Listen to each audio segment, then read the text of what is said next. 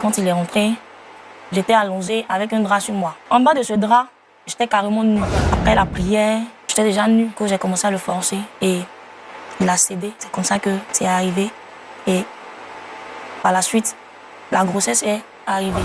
Donc si je comprends bien, c'est toi qui as créé tout ce scénario pour briser le rêve de ta camarade, pour détruire une église entière.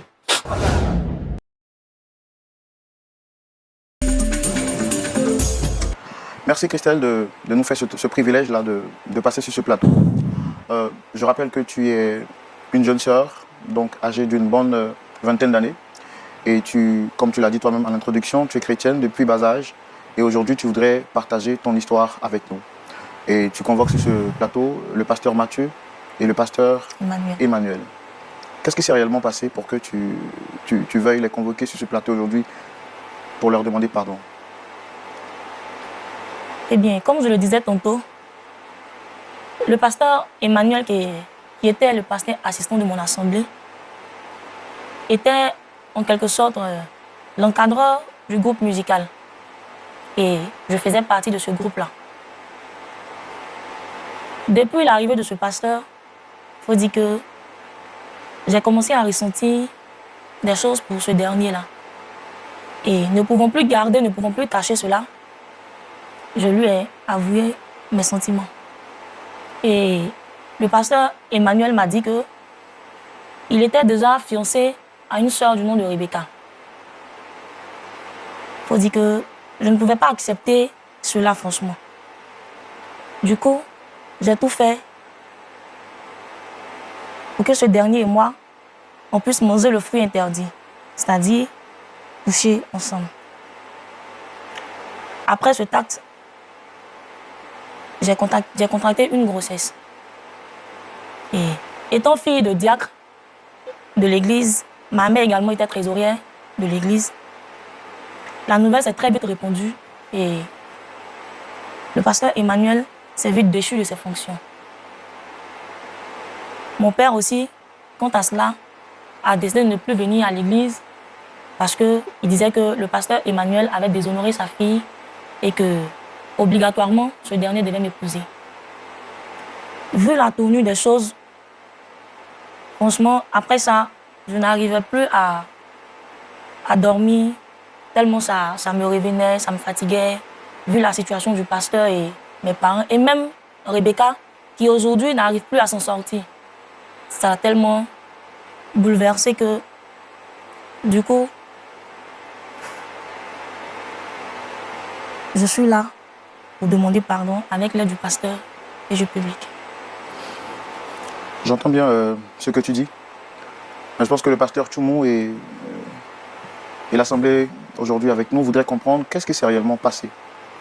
Parce que c'est vrai que tu nous as fait savoir que vous êtes passé à l'acte, mais entre la déclaration de l'amour jusqu'à l'acte, qu'est-ce qui s'est réellement passé pour qu'on arrive à là? Ok. La nuit d'après mon aveu au pasteur, quelque temps après, le pasteur principal, un dimanche, nous a dit qu'il y avait présentation de mariage. Bon, comme toute attente, je ne m'attendais même pas à ce que ce soit le pasteur Emmanuel, puisque je lui avais dit que je l'aimais déjà. Grande fut ma surprise de voir que c'était le pasteur Emmanuel et sa fiancée. Qui avait été présenté ce dimanche-là? Qui avait été présenté ce dimanche-là, comme les fiancés en voie du mariage. Et il faut dire que la haine est montée. Je voulais tout faire pour boycotter ce mariage-là, pour annuler carrément le mariage. Et un jour, j'ai invité le pasteur Emmanuel à la maison. Étant toute seule, quand il est arrivé, il a refusé d'entrer, mais que peut l'homme face à la femme? Et pourquoi est-ce qu'il avait refusé d'entrer? Bon, certainement que quand il m'a demandé si j'étais seule, je lui ai dit oui, que les parents étaient en voyage. Donc il n'a pas voulu rentrer, mais j'ai insisté et il a fini par céder. Quand il est rentré, j'étais allongée avec un drap sur moi. Mais en bas de ce drap, j'étais carrément nue. Après la prière, j'ai fait croire au pasteur Emmanuel que je manquais d'air, que j'avais besoin qu'il m'aide à me relever. Pendant qu'il m'aidait, j'ai commencé à le forcer. J'étais déjà nue. Du coup, j'ai commencé à le forcer et il a cédé. C'est comme ça que c'est arrivé. Et par la suite, la grossesse est arrivée. Mais il faut dire que je ne pensais pas que ça allait prendre toute cette tenue de père qui abandonne l'église, de sa fiancée qui perd carrément le contrôle. Mais aujourd'hui,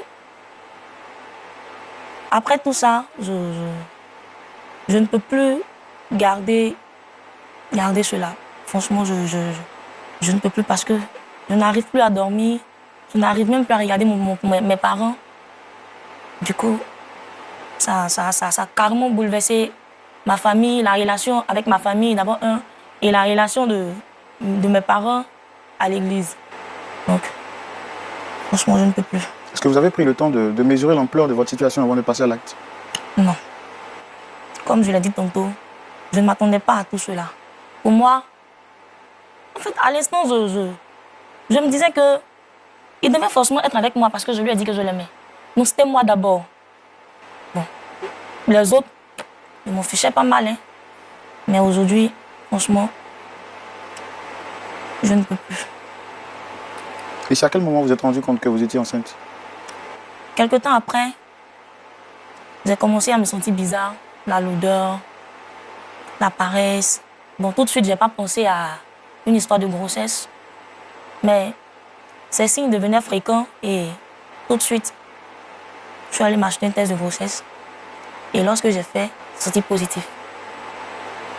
Et pour un père qui est diacre, qui est une renommée dans l'église, c'est rapide, quoi. Les informations passent tellement vite que...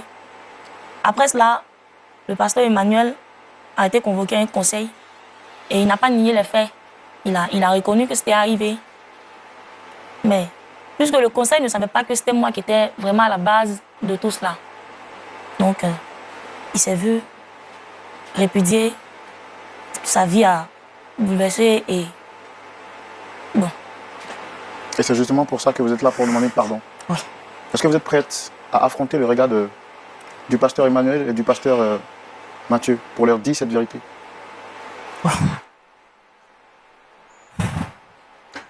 Cher public, nous allons recevoir sans transition aucune nos deux autres invités à la demande de Christelle. Merci de les recevoir avec vos applaudissements, s'il vous plaît.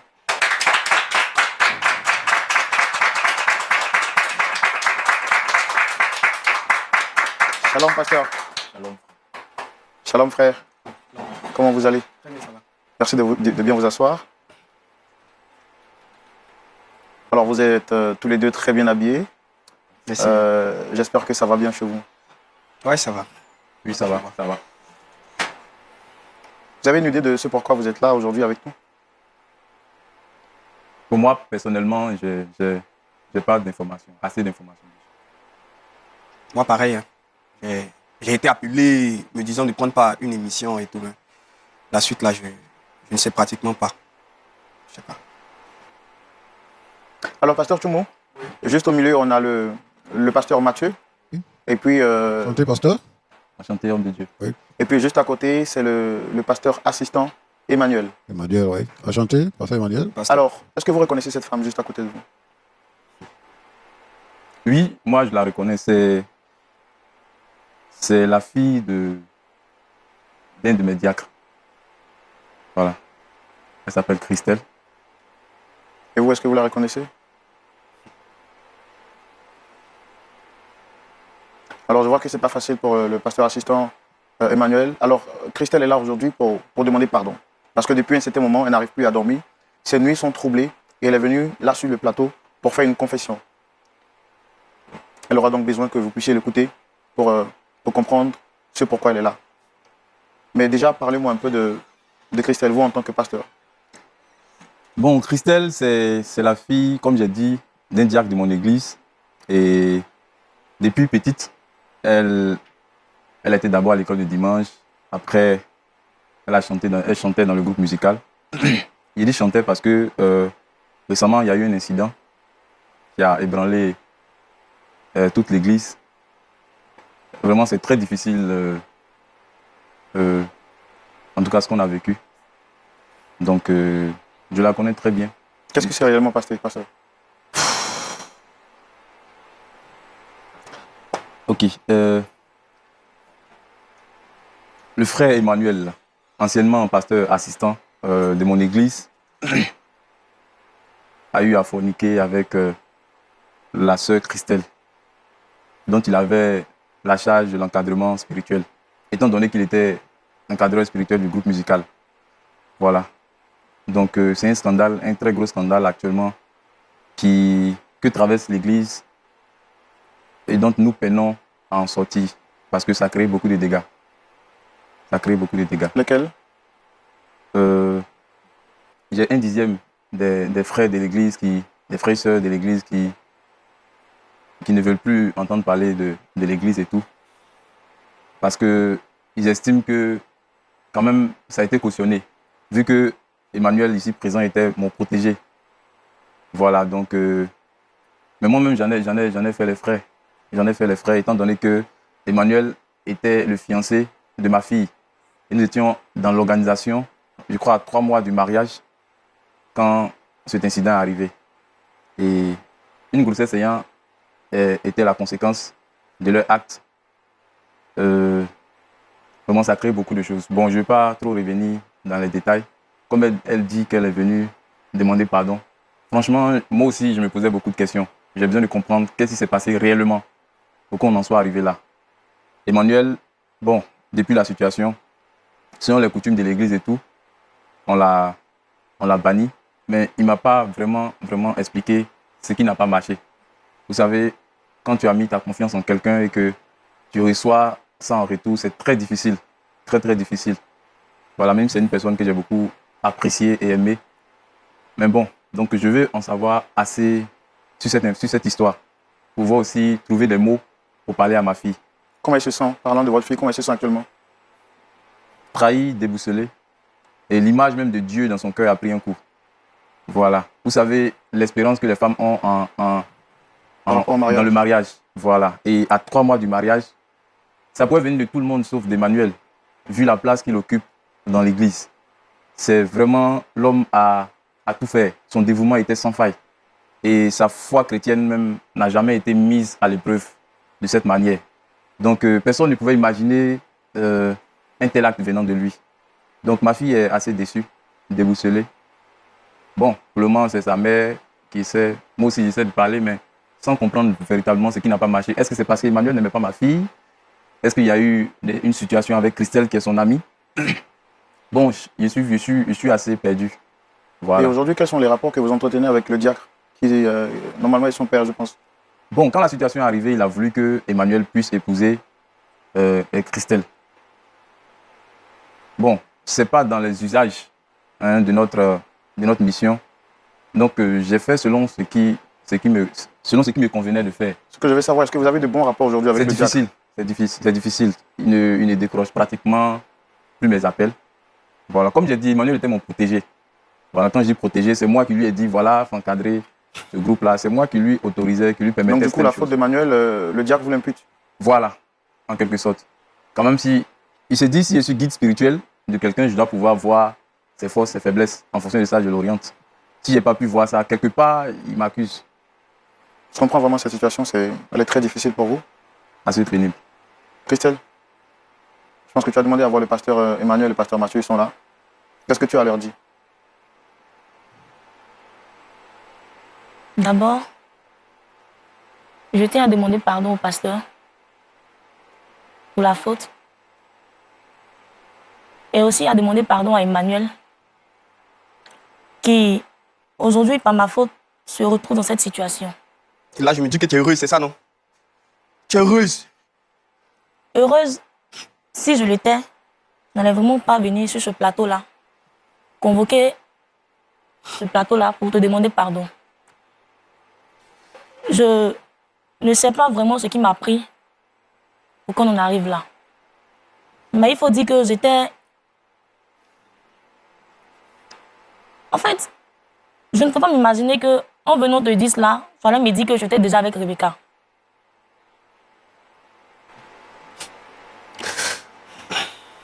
Attends, je ne comprends pas quelque chose. Donc, tu ne savais pas que Rebecca et Emmanuel étaient fiancés? Non. Mais elle m'a dit qu'elle t'en a parlé. Non.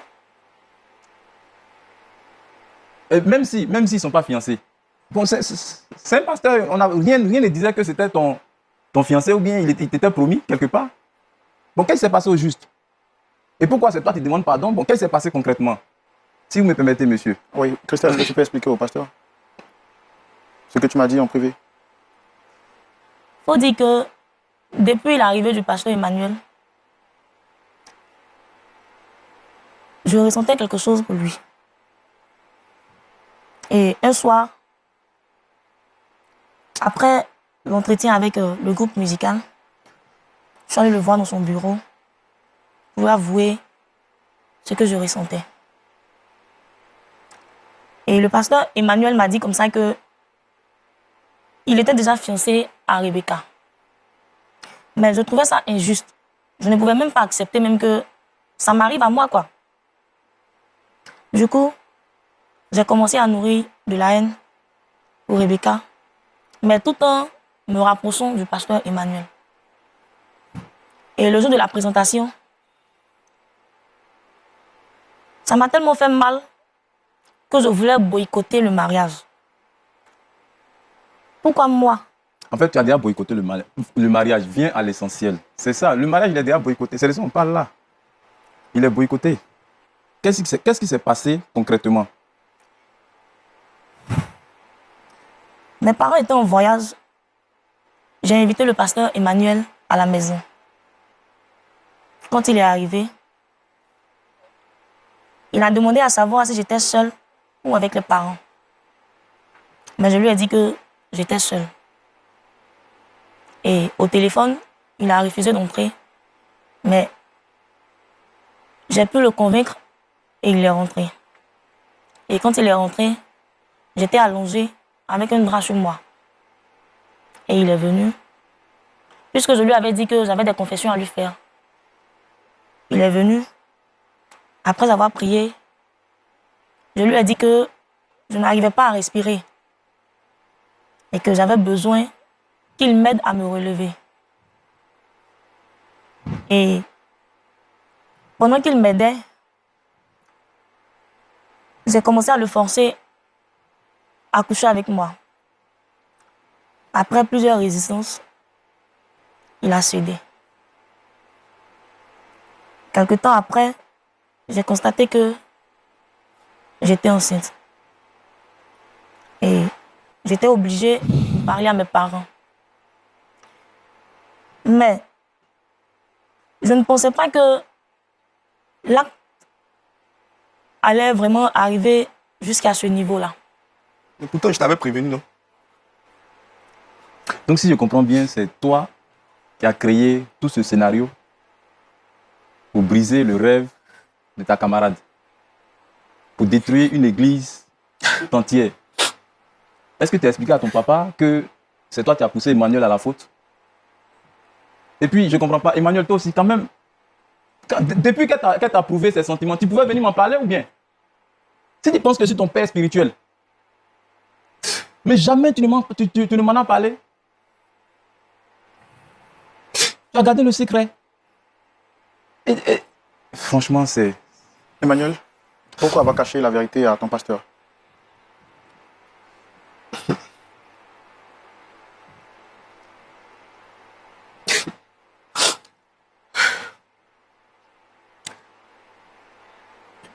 Je suis responsable. Responsable de plusieurs personnes dans l'église. Et ce n'est pas le premier problème que j'arrive à résoudre. Je me suis dit que je maîtrisais la situation, que je pouvais lui venir en aide. Je ne m'attendais même pas. C'est maintenant que je comprends que en réalité, c'était un piège. C'est un truc qu'elle avait préparé il y a longtemps. Mais c'est pas possible. Depuis qu'elle t'a dit qu'elle t'aimait, tu pouvais deviner ça. C'est trop... le pasteur comprenait que je me suis mis à prier. J'ai même jeûné pour ça. La Bible dit fuyer. Toi, tu pries. Je ne comprends pas. Bon, c'est assez difficile, franchement. C'est difficile. Pasteur Tchoumo, C'est vraiment une situation délicate. Une famille entière détruite, des relations sabotées, une église divisée. Je voudrais céder la parole à quelques personnes pour avoir leur point de vue par rapport à cette situation.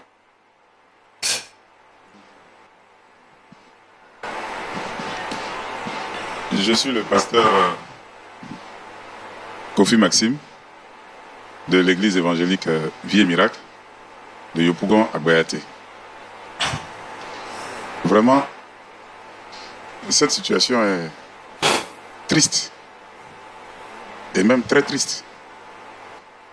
Vraiment, à écouter ça, je pense que nos églises sont constamment en danger. Et il nous faudrait véritablement prier davantage pour que ce genre de situation n'arrive pas, pour ne pas que le corps de Christ soit disloqué. Mais ce que je voulais dire par rapport à la jeune sœur, Christelle, à Christelle, c'est que franchement, elle est allée droit dans le mur.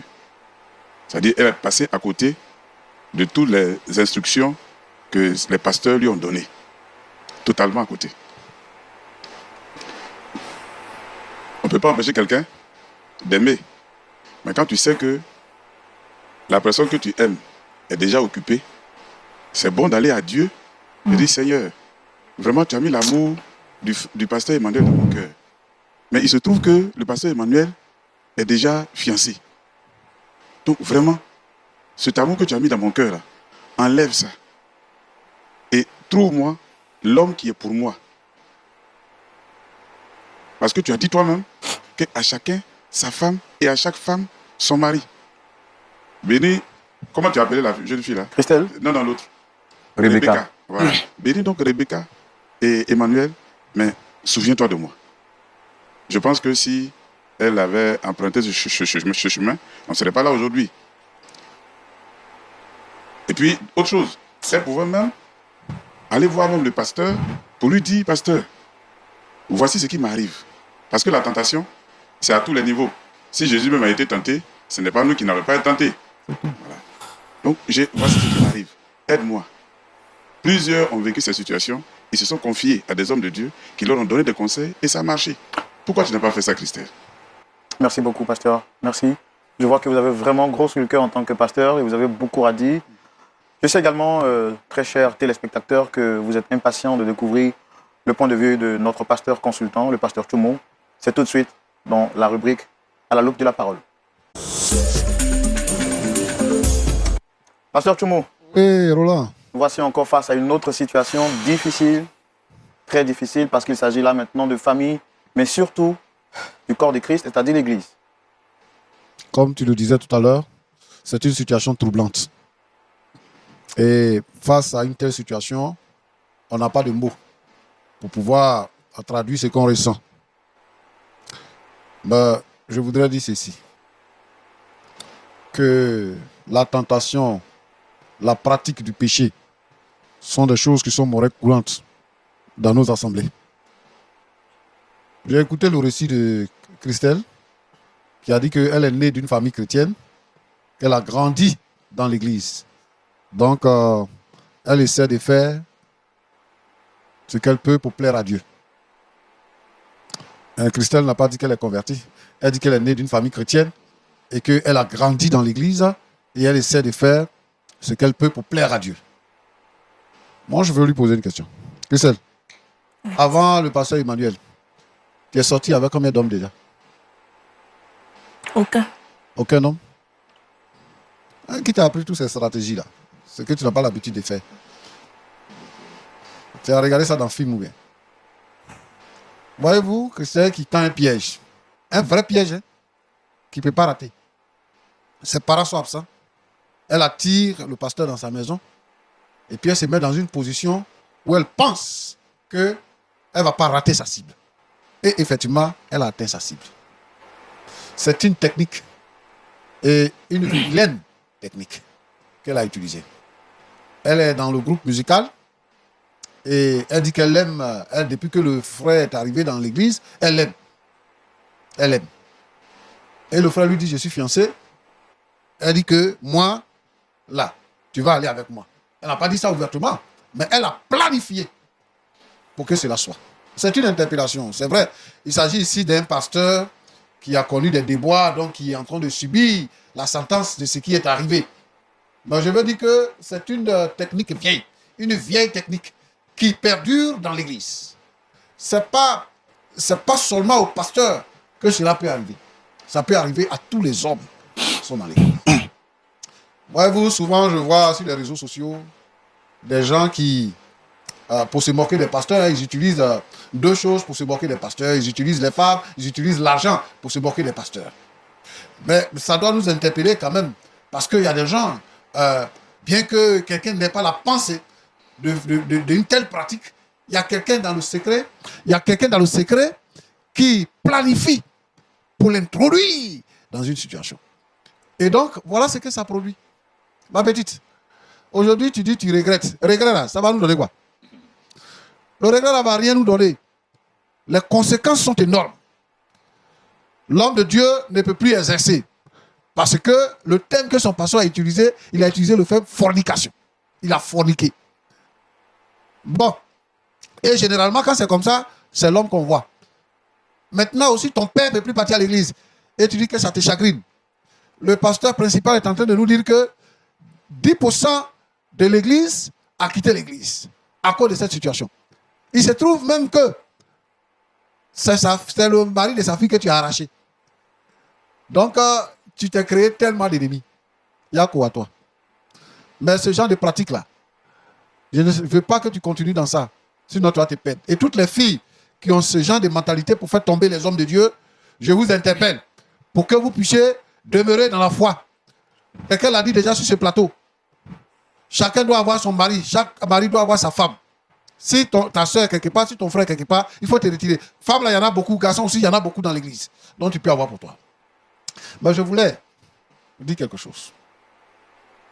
Parce que elle a joué un peu avec l'esprit du pasteur. Mais je pense que le pasteur est en partie responsable de ce qui est arrivé. La fille te dit, je te veux. Toi. Tu lui dis, non, je ne veux pas, parce que je suis déjà avec une autre femme. Mais, ce qui est sûr, elle t'a dit, je te veux. Et toi-même, c'est rentré dans ta tête. Quand une femme dit à un homme, je te veux, ça rentre dans ta tête, ça rentre dans son cœur. Même s'il dit, il ne veut pas, s'il dit dans un premier temps qu'il ne veut pas, peut-être que c'était une façon de faire pour dire que, non, je suis déjà avec quelqu'un. Lui-même, dans son cœur, il voulait. Pourquoi? Le pasteur principal a utilisé une expression tout à l'heure. Il dit, au lieu de prier, il faut fuir. Dans tous les péchés, dans tout ce qui existe dans la Bible, le Seigneur, la Bible nous demande de résister au diable et il fuira loin de nous. Mais quand il s'agit au péché de la sexualité, la Bible dit, fuyez. Et donc le pasteur est dans la ligne. Si tu es face au sexe opposé, c'est difficile pour toi. À moins que ce jour-là, tu aies une force spéciale. Mais quand tu es dans ton temps de faiblesse, parce que tout le monde a un temps de faiblesse. Quand tu es dans ton temps de faiblesse, tu vas chuter. Maintenant, tu as chuté. C'est comme tu as mangé, puis tu as nettoyé ta bouche, tu es assis. Tu es venu, tu n'as pas parlé de ça. Et puis bon, tu es là. Bon, on te demande aussi, tu ne parles pas. La situation sort, la fille est enceinte, on te demande, tu ne parles pas. Jusqu'à ce que tu arrives à ce chose. Moi, je pense qu'il faut que les frères et les sœurs prennent des dispositions. Que les pasteurs prennent des dispositions. Pour qu'ils évitent d'être seuls avec une personne de sexe opposé. Les frères comme les sœurs, qu'ils évitent d'être vraiment seuls avec des personnes de sexe opposé. Vous voyez, avant, l'église à laquelle j'appartiens, quand vous étiez fiancés, il y avait un intermédiaire entre vous. Quand vous devez rencontrer votre fiancé, vous partez avec lui. Lui, il est assis là, et puis vous causez. Et puis vous vous séparez. Et la fiancée va à la maison, tu vas chez toi aussi. Ce n'était pas autorisé. En ce moment-là, il n'y avait pas de portable, il n'y avait pas de réseaux sociaux. Ce n'était pas autorisé. Et les gens ont vécu comme ça dans la victoire. Aujourd'hui, même à l'école du dimanche, les enfants même qui sont à l'école du dimanche s'enceintent là-bas, entre eux-mêmes. Je voudrais souhaiter que nous ayons vraiment un peu de vigilance par rapport à toutes ces choses qui peuvent détruire l'œuvre détruire l'église. L'église a pris un coup. Mais je voudrais interpeller tous les frères et toutes les sœurs membres de cette assemblée-là, qui sont partis à cause de cette faute. Je voudrais interpeller le père de notre fille, qui est diacre, qui a quitté l'église, parce que le pasteur aurait abusé de sa fille. Donc, qui a quitté l'église. Quitter l'église n'est pas la solution. Lorsqu'il y a un problème dans l'église, il y a des gens qui quittent l'église. Quitter l'église, ce n'est pas la solution. Les problèmes naissent entre les hommes. Mais partout où vous allez partir, il y aura toujours des hommes. Donc, il faut s'asseoir pour régler les problèmes. Donc, je voudrais ici interpeller tous les frères et sœurs qui ont quitté l'église de revenir à l'église. La sœur est venue reconnaître son forfait. Elle est venue demander pardon. Elle demande pardon à celui avec qui elle a chuté. Elle demande pardon également au pasteur principal de l'église. Et en même temps, elle demande pardon à toute l'église et à ses parents. Nous nous joignons à elle pour le faire, afin que la stabilité et le réconfort puissent arriver. Mais à côté de ça, je voudrais dire ceci, que quand je dis que ce n'est pas la peine de partir, tous ceux qui sont partis, je leur demande de revenir dans son église, mais dans nos églises, partout, dans toutes les assemblées. Tous ceux qui sont partis, s'il y a un problème, même si c'est le pasteur qui vous a offensé, dans l'église, il y a plusieurs groupes qui sont organisés. Il y a d'abord le groupe qui travaille avec le pasteur, qu'on appelle le conseil de l'église. Il faut s'adresser au conseil et il faut parler. Et la Bible dit quoi? Si ton frère a péché contre toi, il faut appeler quelqu'un pour parler avec lui. S'il n'accepte pas, il faut appeler deux personnes. S'il n'accepte pas, appelle l'église. S'il n'accepte pas, considère-le comme un païen. Il faut que ces démarches soient entreprises dans l'église pour que la stabilité soit dans l'église. Je voudrais dire que dans l'église, il y a beaucoup de problèmes. L'église n'est pas le paradis. Il y a des gens qui disent que toi, tu es pasteur, c'est toi qui as fait ça. Le pasteur, c'est un homme. Toi qui es chrétien, là, c'est toi qui fais comme ça. Si c'est à cause de lui, là, moi, je ne vais jamais venir à l'église. Mais il n'est pas le salut. Le salut, c'est Jésus-Christ. L'église est comme une école dans laquelle on apprend. L'église est comme une école dans laquelle on apprend comment faire pour aller au ciel. Donc, c'est la parole de Dieu qui est notre guide. Il faudrait donc que les gens abandonnent ces idées-là. Parce qu'au fur et à mesure que vous quittez les églises à cause des problèmes, vous remplissez l'enfer. Alors, Roland, Oui, pasteur. voilà ce que je voudrais dire.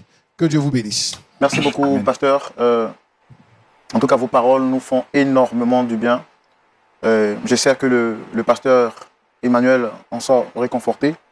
Là, je voudrais demander au pasteur Mathieu, comment vous vous sentez déjà après l'intervention du pasteur Tchoumo?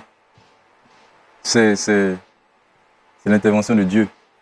Vous savez, quelle que soit la colère qu'il y a dans mon cœur, je suis serviteur de Dieu. Voilà. Elle a avoué ses transgressions et elle est d'accord pour les délaisser. La Bible dit qu'on doit pardonner. Et dans mon cœur, j'espère que son père verra l'émission. Ou ma fille aussi, parce qu'elle aussi, elle a été beaucoup blessée. Si peut-être après, elle peut la rencontrer, pour lui expliquer ça, lui demander pardon aussi, vu que c'est son ami. Je pense que tout le monde va tirer un bon compte. Parce que vous, excusez-moi de vous interrompre, c'est vrai que c'est difficile là maintenant que vous venez de vous rendre compte que votre pasteur assistant a été piégé. Je suppose que oui. Là vous avez dit que il a été banni de l'église. Est-ce que vous êtes prêt à le récupérer? Et si tout naturellement il voudrait répartir avec celle qu'il aime réellement, est-ce que vous êtes prêt également à l'accepter? Bon, en ce qui concerne répartir avec celle qu'il aime, ça c'est le choix de ma fille. Voilà, c'est elle qui a été blessée à un niveau. Moi aussi, j'ai été blessé, mais elle aussi, elle a été blessée. C'est différent, parce qu'elle était la fiancée. Maintenant, en tant que père spirituel, la Bible dit que le juste tombe. Cette fois, il se relève. Donc, il est tombé. S'il accepte de se relever, on va traverser cette situation ensemble. Voilà. Pasteur assistant Mathieu. Oui. Comment vous vous sentez après avoir entendu cette confession de Christelle, mais surtout après les conseils du pasteur Tchoumo? Bon, faut dire que c'est une paix intérieure qui vient de se créer. Voilà. C'est comme toute une communauté a confiance en toi et en quelques secondes, tu brises cette confiance-là. Il y a d'abord des remords personnels et après les remords de ceux qui ont fait que tu es tombé dans ce truc-là. Et moi, sincèrement, jusqu'à maintenant, je me posais la question de savoir comment cela a pu arriver. Je suis celui qui conseillait, mais comment le conseiller peut tomber dans ce qu'il donne comme conseil? C'était vraiment compliqué. Dieu merci, il sait tellement faire les choses. Je pense qu'il continue toujours d'inspirer le pasteur Kimou qui, aujourd'hui encore, m'a rendu ce que je voulais entendre. Voilà. Il m'a montré certes que je ne suis pas coupable, mais m'a montré que j'ai participé au fait à être coupable. Et parce que j'ai participé à être coupable, je sais où me ressaisir. Je sais où me ressaisir. Et si je peux me ressaisir, c'est que la sœur aussi peut se ressaisir. Et je pense Allez-y. que Dieu nous a pardonné. Et parce qu'il nous a pardonné, moi-même je me pardonne d'abord. Je me pardonne à moi parce que je n'arrivais pas même à me le pardonner et tout ça. Je me pardonne à moi et puis je demande pardon aussi. Ça peut être pas ma faute que parmi ces 10% des personnes puissent partir. J'ai été peut-être un modèle et tout ça, mais pour dire que au lieu de partir, il faudrait qu'ils m'aident. Il faudrait qu'ils m'aident, comme je les ai aidés aussi. Et je pense que on ira de l'avant vers cette gloire-là que Dieu demande Merci. d'avoir. Merci beaucoup. Ce que je voulais dire. Comment tu te sens, Christelle? Un dernier mot? Après avoir vidé ton sac, comment tu te sens? Je dis que je me sens libérée. Et aussi avec les conseils du pasteur. Je pense que, comme il a dit, c'est vrai, j'ai grandi à l'église, mais je pense que je vais vraiment chercher une réelle conversion avec le Seigneur afin d'être loin de tout ça. Et je tiens à le remercier le pasteur Mathieu et le pasteur Emmanuel, l'ex-pasteur Emmanuel. Vous êtes prête à aller rencontrer la fille du pasteur pour lui demander pardon personnellement? À rencontrer également votre père pour lui faire cette confession? Oui.